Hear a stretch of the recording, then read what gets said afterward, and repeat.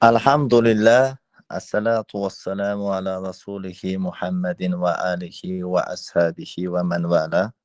Amma ba'd, assalamu alaikum wa rahmatullahi wa barakatuh.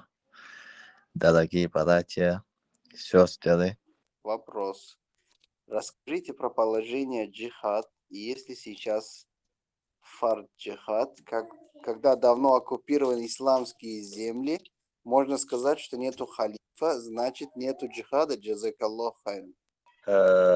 насколько я понял из наших литературы, то есть из сакафата, понял то, что джихад является абсолютно ничем не ограниченным и ничем не обусловленным фардом. Почему? Потому что аят касательно джихада является категоричным. То есть, где Аллах Субханаху ва Тааля в суре Аль-Бакара говорит «Кутиба алейкумул киталь». То есть, вам предписано сражение. Исходя из этого, мы говорим, джихад является фардом, вне зависимости от того, есть халиф, нету его, без разницы. И в хадисе Расулуллаха саллаллаху алейхи вассаляма говорится, что джихад является обязательным для нас с любым амиром, благочестивым или нечестивым.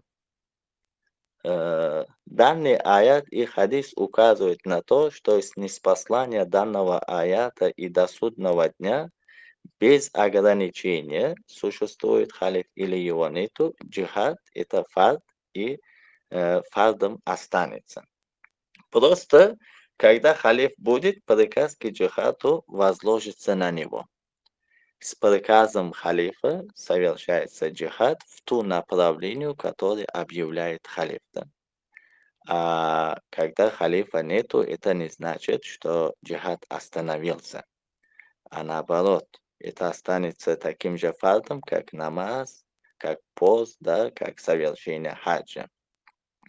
И кроме этого, иногда положение меняется, да. К примеру, как многократно мы повторяем, что наступательный джихад есть оборонительный джихад.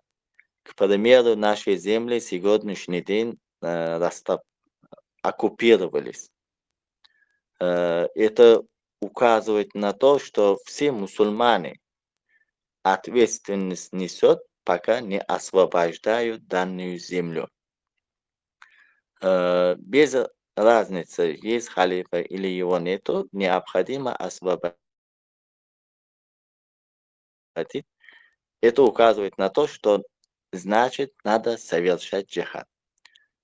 Но, как брат выше упомянули, что сегодняшний день у тех людей, у тех братьев, которые ведут деятельность ради установления религии Аллаха, да, ради возобновления исламского образа жизни на земле, ради донесения ислама, ради исполнения его законов, у этих людей, иншаллах, есть шариатские причины, которые может стать оправданием в судный день перед Аллахом.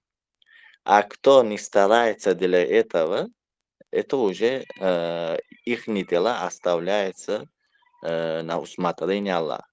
Но что бы ни был, джихад, она является фардом, исходя из данного аята, до судного дня. Присутствуем халифа или его отсутствием, она не становится фардом или не фардом. Она каким есть и таким останется, насколько я понял из книги.